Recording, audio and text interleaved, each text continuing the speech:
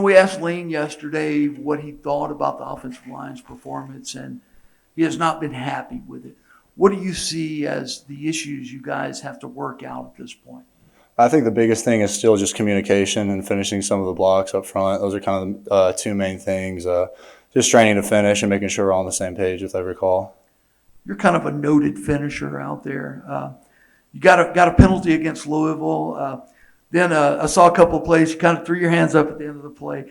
How does that affect you psychologically at all? I mean, in terms of wanting to finish that block, knowing that officials may be watching for a little extra.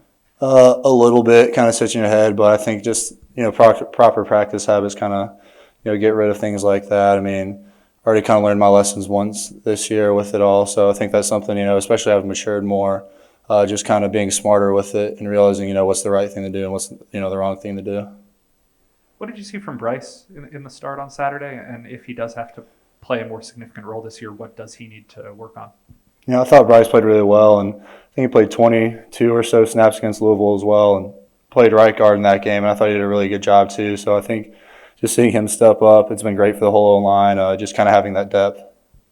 I know that a lot of people have been playing more natural positions this year, but with Ben moving back to guard, Jeremy moving to tackle, has that transition been tough at all, or do you think it's actually gone pretty smooth? It's gone really smooth, especially just having spring to do it as well. I think Jeremy's definitely a more natural tackle, and Ben definitely prefers guard. So I think it was really good for us, just overall as well.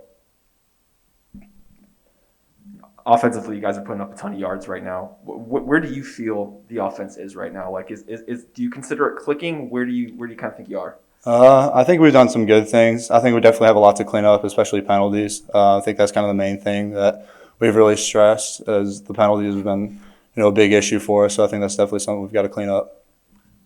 Let's talk for a second about Tulane.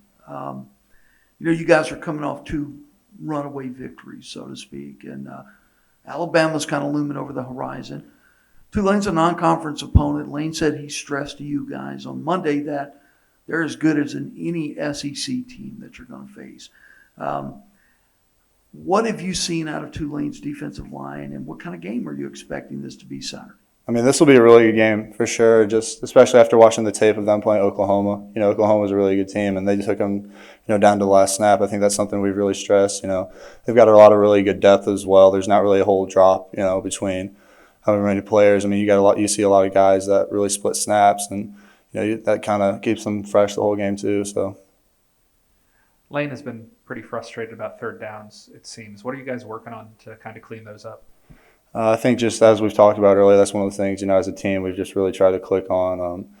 I think a lot of that too is just, first and second down, making that more important so we don't have to put ourselves, third and 15, things like that. I mean, that's the last thing we want. So I think it kind of starts on first and second down, making those third downs more manageable to get.